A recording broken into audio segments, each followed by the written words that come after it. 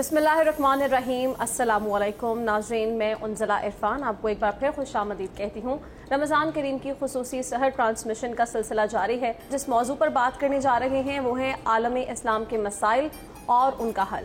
अगर हम थोड़ा सा अपनी ज़िंदगियों का जायज़ा लें तो हमें यूँ महसूस होता है कि हमने अपने दीन के बताए हुए आदाब को कहीं पसे पुश्त डाल दिया है, जिसकी वजह से हमें बहुत सारे मसाइल का सामना है, चाहे वो इखलाक़ी अक़दार हों, वो मुआशी मसाइल हों या कोई भी ऐसी चीज़ हो जो रोज़मर्रा के मामूलात में हमें फ़ायदा दे सकती है। हम इस हाल को पहुँचे क्यों, दीन ने हमें क्या आदाब सिखाए, अभी क्या मसाइल हैं, क्यों हैं और उनका हल कैसे मुमकिन है, इस पर आज हम अपनी गुफ्तगू करेंगे। गुफ्तगू का आगाज़ करने से पहले आज जो हमारी नशिस्त का हिस्सा होंगे उलमाए कराम, उनसे आपका तारुफ करवा दूँ। आज हमारे साथ मौजूद हैं प्रोफेसर नजमुद्दीन साहब, अस्सलाम वालेकुम। और साथ हमारे तशरीफ़ फरमा हैं, हमारी नशिस्त का रोज़ाना हिस्सा होते हैं मुफ्ती अब्दुल शकूर हक़ानी साहब। मुफ्ती साहब अस्सलाम वालेकुम, बहुत खुश आमदीद। वालेकुम अस्सलाम। और नाज़रीन, आज हमें ज्वाइन कर रहे हैं मारूफ नातवा हैं मोहम्मद अहमद सोहरवर्दी साहब, अस्सलाम वालेकुम और खुश आमदीद।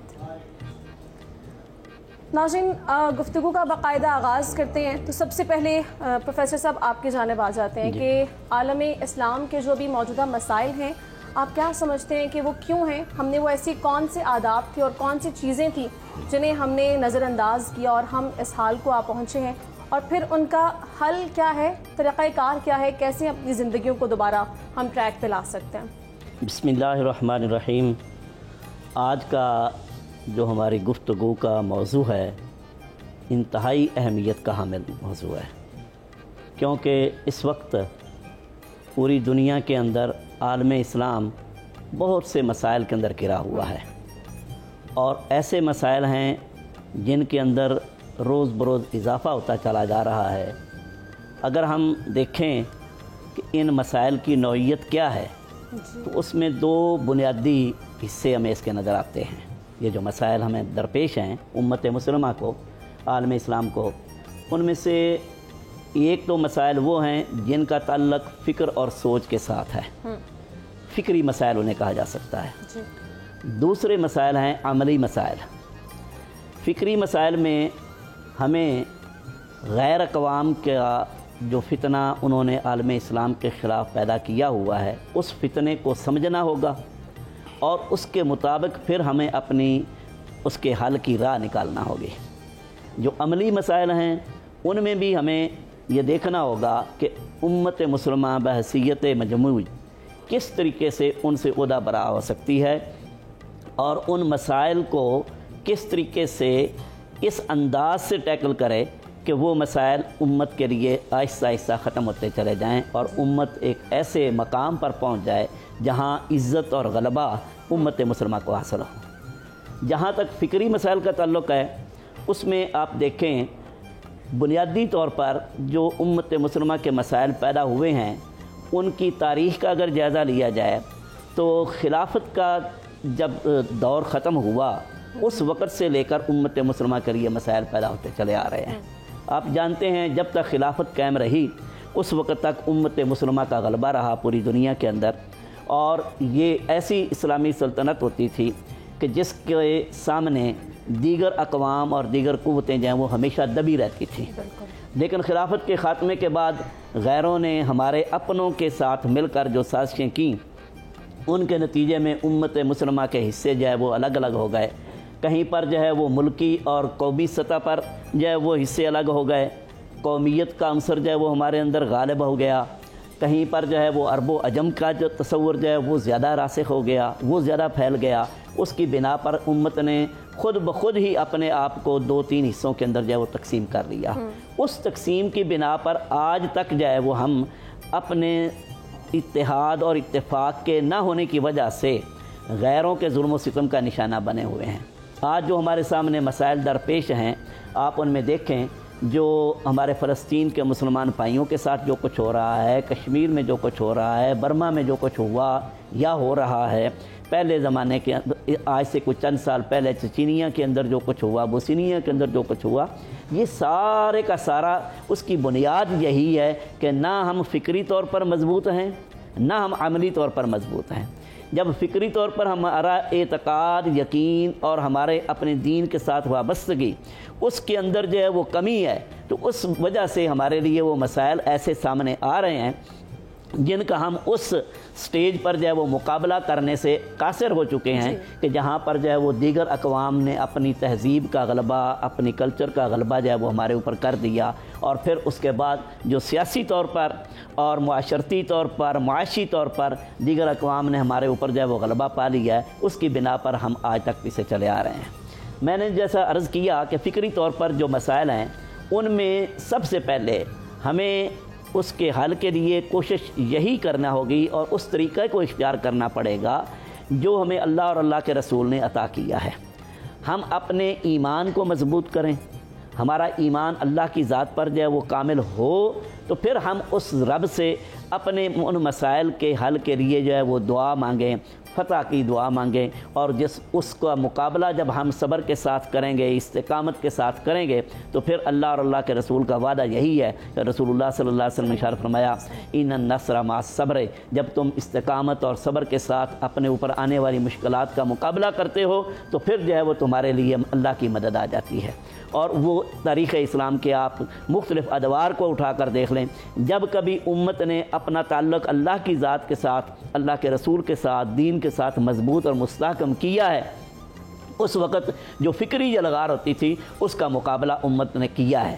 اور اس فکری یلغار میں آپ دیکھیں، خواہ وہ یونانی فلسفے کی یلغار تھی، خواہ جو ہے وہ آج کے دور کے اندر، آج سے پچھلی صدی پوری ایک آپ لے لیں، اس کے اندر جو مغربی تہذیب کی یلغار ہے، اس کا مقابلہ تبھی ہو سکتا ہے جب ہم اپنے فکر، اپنے ایمان، اپنے دین کے ساتھ جو ہے وہ اپنی وابستگی مضبوط کریں گے، اور اس وابستگی کی بنا پر جو ہے وہ ہم اس کا مقابلہ کریں گے۔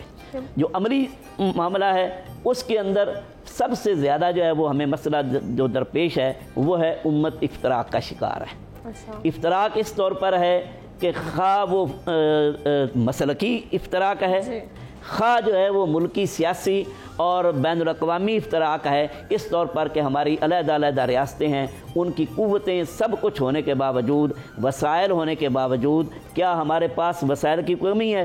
اگر آپ جو ہے وہ پورا یہ بر اعظم ایشیا ہے، اس کی یہ جو ساؤتھ ایشین پٹی ہے اس کو دیکھ لیں، افریقہ کا پورا تقریباً بر اعظم جو ہے وہ مسلمان بر اعظم ہے، یہ سارے کا سارا خطہ، اس کو آپ دیکھیں تو ان کے اندر وسائل معدنیات کی صورت میں، دیگر صورتوں میں جو ہمارے پاس جو ہے وہ ایک گولڈ ہے، موجود ہے پیٹرول کی صورت میں ہماری ریاستوں، اسلامی ریاستوں کے پاس، اس کا ہم کس طریقے سے جو ہے وہ ہم غیروں کے دست نگر بنے ہوئے ہیں۔ تو یہ ساری کی ساری چیزیں جو ہے ان کی وجہ یہی ہے کہ امت نے اتحاد، اتفاق کی اور باہمی ہمدردی کی، محبت کی، اخوت و مساوات کی جو طریقہ ہمیں اللہ اور اللہ کے رسول نے عطا فرمایا تھا اس سے پیچھے ہٹ گئے، جس کی بنا پر آج ہم ظلم و ستم کا شکار ہیں، اور اس سے نکلنے کی ہمیں کوئی راہ نکل نہیں رہی، کوئی سمجھ نہیں آ رہی، اور اس کو سمجھنے کی ہمیں کوشش کرنی چاہیے۔ اور یہی وجوہات بیسک بھی ہیں، اور دوسرا بڑے اہم نقطہ کی طرف آپ نے پروفیسر صاحب توجہ دلائی ہے۔ مفتی صاحب آپ کو بھی اسی پوائنٹ پر شامل گفتگو کرنا چاہتی ہوں۔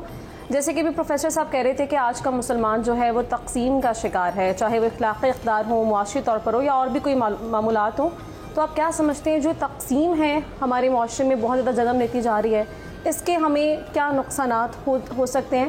اور ایک پلیٹ فارم بنا دینا، جیسے OIC بنایا گیا، صرف اس طرح کے پلیٹ فارم بنا دینا کافی نہیں ہے، اس پہ عملی طور پہ بھی ہمیں کچھ کرنا ہے، یکجہتی کا اظہار کرنا ہے۔ بسم اللہ والصلاة والسلام علی رسول اللہ وعلی آلہ واصحابہ اجمعین الی یوم الدین۔ سب سے پہلے تو یہ ہے کہ عالم اسلام کو درپیش مسائل کیا ہیں۔ ان مسائل میں سب سے پہلی بات تو یہ ہے کہ امت کے اندر وحدت نہیں ہے۔ دوسرا مسئلہ یہ ہے کہ قیادت نہیں ہے، قیادت کا فقدان ہے۔ اور تیسرا اہم مسئلہ یہ ہے کہ ہم نے مذہب اور سیاست کو الگ الگ کر دیا ہے۔ یہ تین اہم مسائل ہیں جس کی بنیاد پر امت زوال کا شکار ہے۔ دیکھیے، خلافت راشدہ کا جو دور تھا اس میں جو امیر المومنین ہوتا تھا، جو خلیفہ ہوتا تھا، وہی مسجد کا امام بھی ہوتا تھا۔ اس کے اندر وہ صلاحیتیں ہوتی تھی کہ وہ نماز بھی پڑھاتا تھا، مسائل بھی بتاتا تھا، فتویٰ بھی دیتا تھا، اور ملکی نظام بھی چلاتا تھا۔ جب سے امت مسلمہ نے کہا کہ نہیں، मकसद अलग है, सियासत अलग है, उस वक्त से हम ज़वाल का शिकार हैं। और इस ज़वाल से निकलने का भी हम सोच ही नहीं रहे। अगर हम सोचेंगे तो रास्ता निकलेगा ना। उसमें फिर जब से खिलाफत उस्मानिया का सुकूत हुआ है, हमें ज़हनी ग़ुलाम बना दिया गया है। बज़ाहिर 57 इस्लामी मुल्क वो सारे ये समझते हैं कि हम आज़ाद हैं, लेकिन वो आज़ाद नहीं हैं, सब के सब ग़ुलाम हैं, ज़हनी ग़ुलाम हैं। एक दौर था कि जब बड़े से बड़ा सियासतदान भी मुसलमान था जी। और मुसलमान ही साइंसदान थे, सियासतदान भी थे, हकीम भी बड़े वही हुआ करते थे, इजादात भी उन्होंने की हैं। लेकिन बाद में क्या हुआ कि हमारा सारा इल्म चुरा कर मगरिब ले गया और फिर मगरिब ने उस सारे उलूम को जो हमारा अरबी और फ़ारसी में था उसे अपनी अंग्रेज़ी में कन्वर्ट कर दिया और फिर लोगों को मजबूर किया कि अंग्रेज़ी पढ़ो। अब जब अंग्रेज़ी पढ़ेंगे, अंग्रेज़ी तहज़ीब पढ़ेंगे तो हम ज़हनी ग़ुलाम बनेंगे। बहसीयत ज़ुबान अंग्रेज़ी का सीखना बहुत अच्छा है, दुनिया की सारी ज़ुबानें सीखनी चाहिए, लेकिन तहज़ीब इस्लाम की होनी चाहिए। जब तक हमने इस्लामी तहज़ीब को अपनाया हम कामयाब रहे। जब हमने इस्लामी तहज़ीब को छोड़ दिया और हम एहसास कमतरी का शिकार हो गए और मगरबी तहज़ीब को अपना लिया तो उन्होंने भी समझा कि हमारे ग़ुलाम हो गए हैं, अब जो चाहें हम इनसे मनवा सकते। और आज यही कुछ है, 57 इस्लामी ममालिक के हुक्मरानों को सामने बिठा लिया जाए और एक मगरबी मुल्क का आदमी आर्डर करता है, वो सारे कहते हैं यस सर ठीक है, जो आप कह रहे हैं वो ठीक है। ये क्या है? इसलिए कि इनके अंदर हिम्मत ही नहीं है, हमीयत और गैरत नहीं है, क़ुव्वत नहीं है इनके अंदर। और फिर एक मसला और जो मेरे ज़हन में आया कि मुस्लिम हुक्मरानों में और आवाम में एक खलीज है। मुस्लिम हुक्मरान अपने आप को एक अलग तबका समझते हैं, आवाम अपने आप को अलग तबका समझती है। कामयाबी हमेशा तब होती है जब आवाम और हुक्मरान एक पेज पे हों। हमारे यहाँ हुक्मरानों की सोच और है, आवाम की सोच और है। इसलिए सबसे पहली बात तो ये है कि हमारे जितने भी सरकर्दा लोग हैं, ख़ास तौर पे हुक्मरान तबका, वो बैठ के सोचे कि हम इतने ज़वाल का शिकार क्यों हो गए हैं कि हम भीख मांगते हैं और $1 अरब की भीख के लिए हम पता नहीं कितनी कितनी शर्तें मानते हैं, जबकि हमारे अपने मुसलमान ममालिक में एक एक फ़र्द ऐसा बैठा है कि जो अक़वाम मुत्तहिदा का कर्ज़ा उतार सकता है, IMF का कर्ज़ा उतार सकता है, वर्ल्ड बैंक का कर्ज़ा उतार सकता है, लेकिन उन्हें नहीं कहा जाता कि तुम कर्ज़ा उतार दो, लेकिन उनसे कर्ज़ा मांगा जाता है। ये ज़हनी ग़ुलामी है, ज़हनी ग़ुलामी है। IMF कहता है कि तुम अय्याशियाँ करो, जितनी मर्ज़ी करो, लेकिन आवाम को जकड़ के रखो, आवाम को इतना मतलब है कि ज़िच कर दो कि आवाम तुम्हारे बारे में सोचे ही ना, उसे रोटी के लाले पड़ जाएं, उसे घर चलाना मुश्किल हो जाए, वो मुल्की सतह पे या आलमी सतह पे सोचे ही ना कि हो क्या रहा है। जब तक हमारा हुक्मरान तबका, पूरे आलम इस्लाम का जितना भी हुक्मरान तबका है, वो अपने और आवाम की खलीज को ख़त्म नहीं करेगा, बल्कि आवाम के दर्द को अपना दर्द समझेगा, तब जाके आलम इस्लाम में हमें तरक्की मिल सकती है। और ये बहुत ज़रूरी है। नाज़रीन, हमें यहाँ पर एक ब्रेक लेनी है। ब्रेक के बाद जब वापस आएंगे तो गुफ्तगू यहीं से कंटिन्यू करेंगे।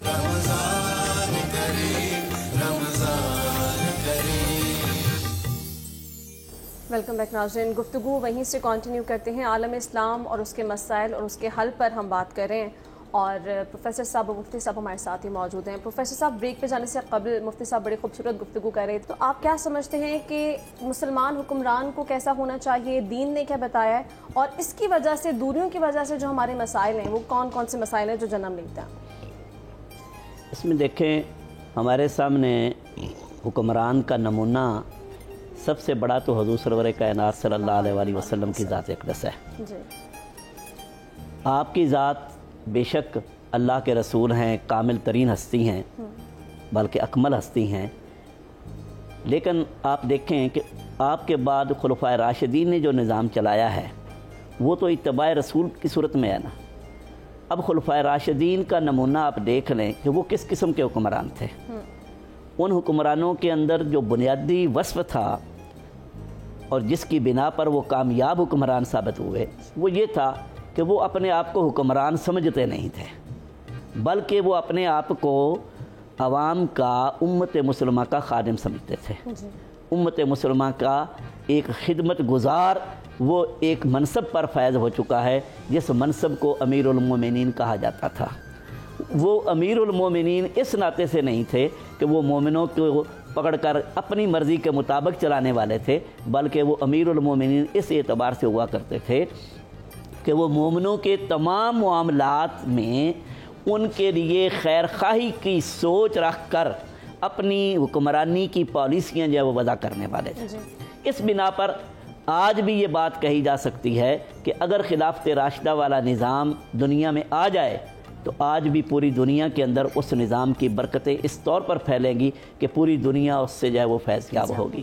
اس لیے علامہ اقبال رحمۃ اللہ تعالیٰ علیہ نے سیدنا امیر المومنین حضرت عمر بن خطاب رضی اللہ تعالیٰ عنہ کے جو انداز حکمرانی تھا اور جو ان کے اوصاف تھے، ان کی بنا پر یہ کیسی ایک طلب اور دعائیہ کلمات کہے تھے، ہاں جی، کہ اے نخیل دشت تو بالندہ تر برنہ خیزد از تو فاروق دیگر، اے عرب کی سرزمین تیری کھجوریں بڑی لمبی ہوں وہ سدا بہار رہیں، کیا تیری سرزمین کوئی دوسرا عمر نہیں دے سکتی؟ اور اس وقت جو ہے وہ غیر اقوام نے بھی اس بات کو تسلیم کیا۔ پھر آپ دیکھیں کہ حضرت خلفائے راشدین کے بعد اگرچہ ملوکیت شروع ہو گئی، وہ ملوکیت کے اپنے نقصانات سارے تھے، اس کے باوجود اسی ملوکیت کے زمانے کے اندر بعض حکمران ایسے آئے ہیں جنہوں نے وہ خلافت راشدہ کی یاد تازہ کروا دی ہے۔ آپ دیکھیں حضرت عمر بن عبدالعزیز رحمۃ اللہ تعالیٰ علیہ کا جو زمانہ ہے خلافت کا، 2.25 سال یا 2.5 سال کا زمانہ خلافت بنتا ہے، اس کے اندر انہوں نے ایسی اصلاحات کی ہیں، ایسا نظام حکمرانی کو تبدیل کیا ہے کہ وہ جو اموی حکمرانوں کا جو طریقہ کار تھا اس سے ہٹ کر جو ہے انہوں نے خلافت راشدہ کی یاد تازہ کر دی۔ اور وہ 2 سالہ حکمرانی کا دور وہی دور ہے جس دور کے بارے میں کہا جاتا ہے کہ اس وقت جو ہے وہ زکوٰۃ دینے والے ہوا کرتے تھے، زکوٰۃ لینے والا اور اس کا مستحق کوئی نہیں ہوا کرتا تھا۔ یہ انداز جب تک ہمارے اسلامی مملکتوں کے حکمران نہیں اختیار کریں گے، اپنے آپ کو مسلمانوں کا خیر خواہ بنا کر، امت مسلمہ کا خیر خواہ بنا کر، اپنے ملک کے عوام کا خیر خواہ بنا کر پالیسیاں اپنی وضع نہیں کریں گے، اس وقت تک جو ہے یہ کامیاب نہیں ہو سکتے۔ یہاں تو صورتحال یہ ہے کہ ہم اپنی حکمرانی بچانے کے لیے اپنے عوام کی بجائے دوسروں پر انحصار زیادہ کرتے ہیں۔ اس انحصار میں آپ دیکھیں جو دنیا کی سپر پاورز ہیں ان کی طرف ہماری نظریں اٹھتی ہیں کہ فلاں جو ہے وہ حکومت، فلاں جو ہے سپر پاور، وہ اگر ہماری تائید کرے گی تو ہم حکمران بن جائیں گے۔ حکمرانی آج کے دور کے اندر امت کی یا عوام کی خدمت کرنے کے لیے نہیں دی جاتی، بلکہ اپنے آپ کو اسٹیبلش کرنے کے لیے اپنے کاروبار، اپنے معاملات، اپنے عہدے، اپنی جاگیریں، اپنے جو ہے وہ وسائل، ان کو بڑھانے کے لیے جو ہے وہ کی جاتی ہے۔ اس بنا پر جو ہے وہ امت ذبح حالی کا شکار ہے۔ جو ہمارے ہاں نظام چل رہے ہیں، ایک بادشاہت کا نظام ہے بعض ممالک کے اندر، بعض ممالک کے اندر نام نہاد جمہوریت ہے، جس جمہوریت کے بارے میں اقبال نے کہا تھا کہ یہاں تو جو ہے وہ بس بندے تولے جاتے ہیں، ان کو گنے جاتے ہیں، ان کو پرکھا نہیں جاتا۔ تو گننے والی جمہوریت اس کو اختیار کر کے ہم حکمران تو بن جاتے ہیں، لیکن اس کا نتیجہ کیا نکلتا ہے کہ ہم سمجھتے ہیں کہ اب ہم ملک کے عوام کے سیاہ سفید کے مالک بن گئے ہیں، اب ہم نے اپنے مفاد کی خاطر جو ہے وہ اپنے عوام کے فیصلے کرنے ہیں۔ یہی چیز جو ہے وہ امت کو جو ہے وہ زوال کی طرف لے جا رہی ہے، خواہ وہ ہمارے یہ جمہوری ممالک ہوں، خواہ جو ہے وہ ممالک جہاں پر بادشاہت کا نظام رائج ہے، وہاں پر بھی وہ اپنی بادشاہت کو قائم کرنے کے لیے دیکھتے ہیں کہ عوام کو کوئی تھوڑے بہت لولی پاپ دے دیے جائیں، اس کے بعد جو ہے وہ اپنی بادشاہت کو قائم رکھنے کی تدابیر ہوتی ہیں جن کی بنا پر ہم صرف ذاتی مفاد کے لیے چاہتے ہیں، اقتدار کی جنگ چھڑی ہے اور عوامی مسائل ہم کہیں نظر انداز کر دیتے ہیں۔ مفتی صاحب آپ کو بھی شامل گفتگو کر لیتے ہیں اسی پوائنٹ پر۔ ایک تو یہ بتا دیجئے کہ یہ اس چیز سے کیسے بچا جا سکتا ہے، بطور حکمران ہمیں کیسا ہونا چاہیے، اور پھر دوسرا یہ کہ صرف حکومتی ایوانوں کی ذمہ داری نہیں بنتی، عوام کی ذمہ داری بھی بنتی ہے، اور پھر علماء کرام کا کردار بہت ضروری ہے معاشرے میں، اور علماء کرام یقینی طور پر پوری امت مسلمہ کے لیے مشعل راہ ہے۔ ان مسائل کے حل کے لیے علماء کرام کا کیا کردار ہو سکتا ہے، آپ کیا سمجھتے ہیں؟ دیکھیے، تمام مسائل کا جو حل ہے اس میں بنیادی چیز یہ ہے کہ تقوی اور اخلاص کی بنیاد پر حکمران چنے جائیں۔ حکمران جب اپنی سلطنت کے ساتھ مخلص ہوں گے، اپنی عوام کے ساتھ مخلص ہوں گے، اور ان کے اندر تقوی بھی ہوگا، یعنی خوف خدا ہوگا، گناہوں سے اپنے آپ کو بچانے والے ہوں گے، تو تب ہمارے یہ مسائل حل ہوں گے۔ جب تک یہ دو چیزیں ہمارے حکمرانوں کے اندر نہیں آتی، کبھی بھی ہم ترقی نہیں کر سکتے۔ دوسری چیز یاد رکھیے، جس قوم نے بھی ترقی کی ہے تعلیم کی بنیاد پہ کی ہے۔ جی ہمارے ہاں تعلیمی نظام جو ہے وہ نہ ہونے کے برابر ہے، بالکل، کیونکہ طبقاتی نظام ہے ہمارے ہاں۔ ایک ہی محلے میں آپ کو 2 3 اسکول ملیں گے، ایک ہی گلی میں ملیں گے، ہر ایک کا سلیبس الگ ہوگا، ہر ایک کی فیس الگ ہوگی۔ جب ہر ایک کی فیسیں ہی الگ ہیں، معیاری الگ ہے، تو پھر ہم کیسے ترقی کریں گے؟ خلافت عثمانیہ کی آپ تاریخ اٹھا کے دیکھیں، مسلمان 100% پڑھے لکھے تھے، خواندگی کی شرح 100% تھی، اور جب سے انگریز بر صغیر میں آیا اس نے تعلیمی نظام ایسا دیا کہ جس کی وجہ سے تعلیم کا بیڑا غرق ہو گیا۔ بالکل ایسے ہے۔ ہمارے ہاں ابھی کچھ ہو رہا ہے کہ جی جو انگریزی تعلیم حاصل کرے گا، میٹرک کر لیا، وہ پڑھے لکھے میں شمار ہوگا۔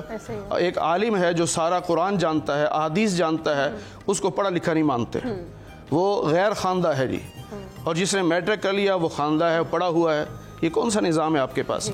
اور پھر تعلیم میں دیکھیں، ہمارے ہاں رٹا لگوایا جاتا ہے، بچوں کے ذہنوں کو، ان کی صلاحیتوں کو استعمال نہیں کیا جاتا۔ چاہیے تو یہ ہے کہ ان کو کوئی ہم ایک اصول دیں، اس اصول کی روشنی میں ان کی صلاحیتوں کو بروئے کار لے کے آئیں۔ اور پھر آپ اس وقت بھی دنیا کی تاریخ پڑھ کے دیکھ لیں، اٹھا کے دیکھ لیں، جتنے ممالک اس وقت ترقی یافتہ ہیں ان سب نے اپنی زبان میں ایجوکیشن دی ہے اور وہ کامیاب ہوئے، اپنی زبان میں تعلیم دی ہے۔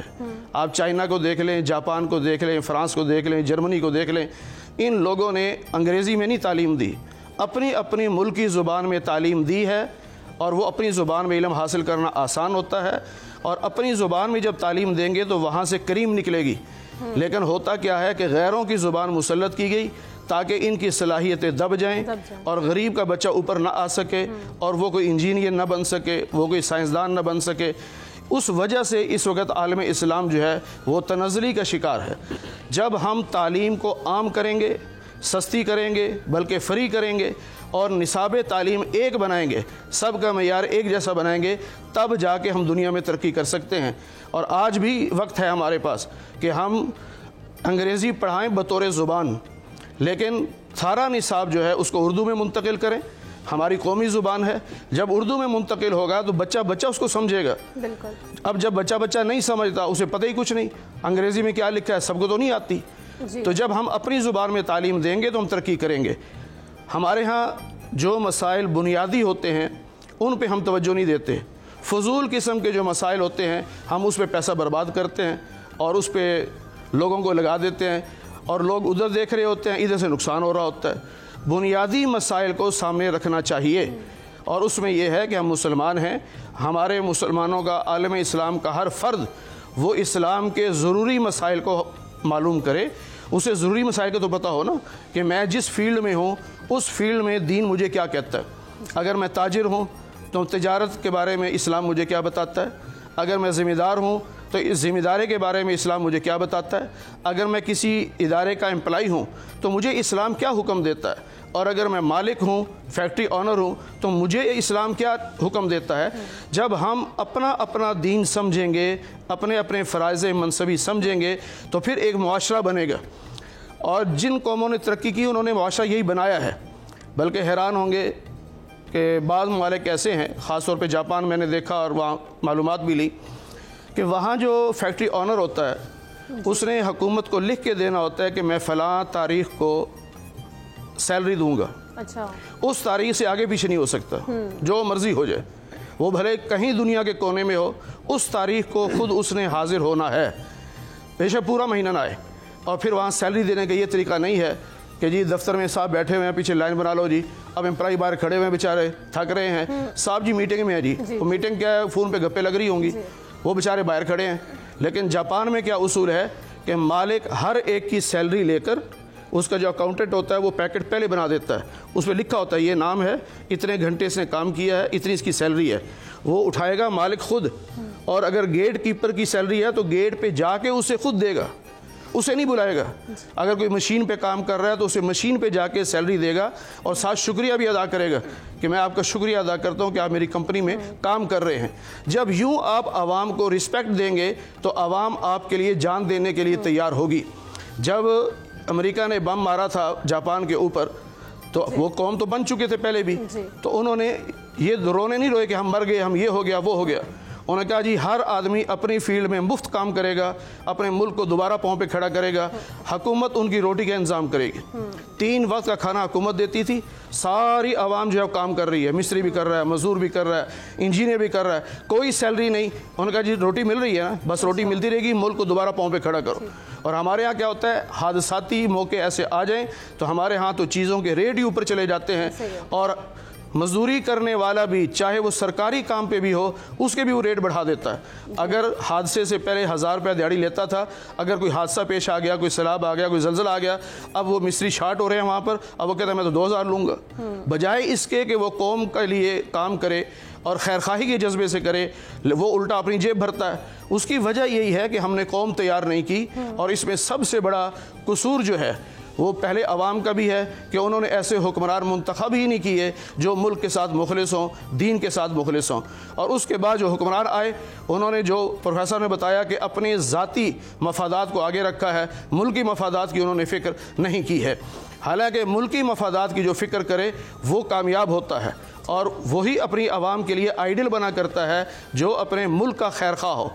دیکھیے میں آج کل ڈھنڈورا پیٹا جاتا ہے کہ جی اثاثے ان سے پوچھو جی. یہ سب سے پہلے سیدنا عمر رضی اللہ تعالی عنہ نے جاری کیا تھا, جسے گورنر بناتے تھے اسے کہتے اثاثے لکھ کے یہاں جمع کرو.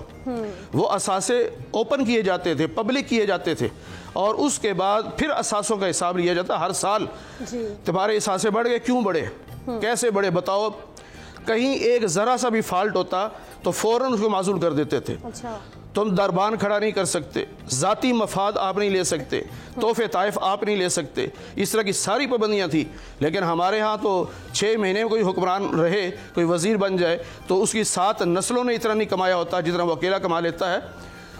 حضرت عمر رضی اللہ عنہ کے بیٹے, انہوں نے کچھ اونٹ خریدے جو کمزور تھے, سستے مل گئے, اور چرانے کے لیے سرکاری چراگاہ میں بھیج دیے.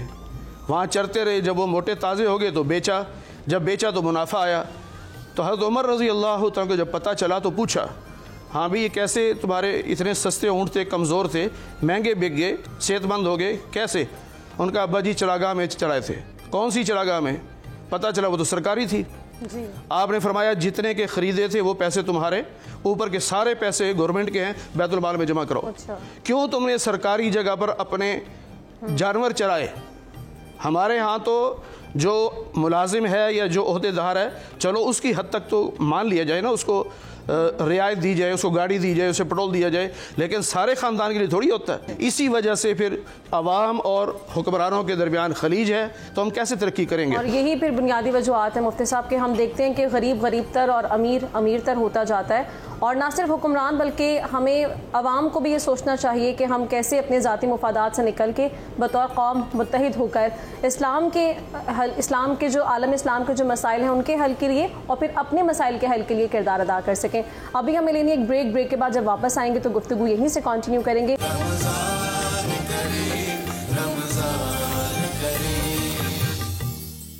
ویلکم بیک ناظرین. بریک پہ جانے سے قبل بہت ہی تفصیلاً مفتی صاحب اور پروفیسر صاحب نے ہمیں بتایا کہ آج جو ہم اس حال کو پہنچے ہیں اس کی وجوہات کیا ہیں اور پھر ان مسائل کا حل کیسے ممکن ہے. مفتی صاحب اب میں آپ سے ریکویسٹ کروں گی اگر آپ عالم اسلام کے مسائل کے حل کے لیے خصوصی طور پر دعا کروا دیں. الحمدللہ رب العالمین والعاقبۃ للمتقین والصلاۃ والسلام علی سید الانبیاء والمرسلین وعلی آلہ واصحابہ اجمعین. اے اللہ ہم سب کے صغیرہ کبیرہ گناہوں کو معاف فرما. اے اللہ امت مسلمہ کو متحد اور متفق فرما. اے اللہ عالم اسلام کو ظالموں کے ظلم سے محفوظ فرما. اے اللہ عالم اسلام کو تمام پریشانیوں سے محفوظ فرما. اے اللہ عالم اسلام میں جہاں جہاں ہماری کوتاہیاں ہیں ان کوتاہیوں کو سمجھنے اور ان کو دور کرنے کی توفیق نصیب فرما. اے اللہ پوری دنیا کے مسلمانوں کو جسم واحد کی طرح بنا دے کہ ہمارا ایک مسلمان دنیا کے اگر ایک کونے میں اس پہ ظلم ہوتا ہے یا اسے کوئی تکلیف پہنچتی ہے تو پوری دنیا کے مسلمان تڑپ جائیں اور اس کے لیے خیرخواہی کا جذبہ رکھیں۔ اے اللہ جتنے مسلمان بیمار ہیں سب کو صحت کاملہ نصیب فرما۔ اے اللہ جتنے مسلمان بے روزگار ہیں سب کو حلال رزق نصیب فرما، حرام کے لقمے سے ہماری حفاظت فرما۔ اے اللہ جتنے مسلمان دنیا سے جا چکے سب کی مغفرت فرما دے۔ اے اللہ سب کو جنت الفردوس میں اعلیٰ مقام نصیب فرما دے۔ اے اللہ حضور نبی پاک صلی اللہ علیہ وسلم کا ارشاد ہم تک پہنچا ہے کہ قبر کو مٹی کا ڈھیر نہ سمجھو، یا تو جنت کے باغوں میں سے ایک باغ ہے یا جہنم کے گڑھوں میں سے ایک گڑھا ہے۔ اے اللہ ہم تمام مسلمانوں کے لیے جو دنیا سے چلے گئے دعا گو ہیں، اے اللہ ان کی قبروں کو جنت کا باغ بنا دے۔ اے اللہ ان کی قبروں کو اپنی رحمت سے بھر دے۔ اے اللہ ان کی قبروں کو کشادہ فرما دے۔ اے اللہ ان کی قبروں میں جنت کی نعمتیں پہنچا دے۔ اے اللہ ہمارے ملک پاکستان کو استحکام عطا فرما، اندرونی بیرونی دشمنوں سے اس کی حفاظت فرما۔ اے اللہ جن بنیادی مسائل پر توجہ دینے کی ضرورت ہے، اے اللہ ہم سب پاکستانیوں کو مل کر اپنے ملک کی بقا کی خاطر، اپنے ملک کے استحکام کی خاطر ان بنیادی باتوں پر عمل کی توفیق نصیب فرما، ان بنیادی مسائل پر توجہ کی توفیق نصیب فرما۔ اے اللہ ہم سب پاکستانی بہن بھائیوں کو ایک دوسرے کے ساتھ جذبہ خیرخواہی، اخوت و بھائی چارے کے جذبے کے ساتھ زندگی گزارنے کی توفیق نصیب فرما۔ اے اللہ ہم سب کو قیامت کے دن حضور نبی پاک صلی اللہ علیہ وسلم کی شفاعت نصیب فرما، جنت میں آپ کی رفاقت نصیب فرما، آپ کے دست مبارک سے حوض کوثر کا پانی پینا نصیب فرما۔ اے اللہ جن بہن بھائیوں نے کال کر کے دعا کے لیے کہا ہے اور ہمارے پروگرام میں انہوں نے حصہ لیا ہے اور دعا کی درخواست کی ہے، اے اللہ ہم سب کے لیے دعا گو ہیں۔ اے اللہ ان سب کی تمام جائز حاجات کو پورا فرما، ان کی پریشانیوں کو دور فرما، ان کی مصیبتوں کو دور فرما، ان کی مشکلات کو حل فرما۔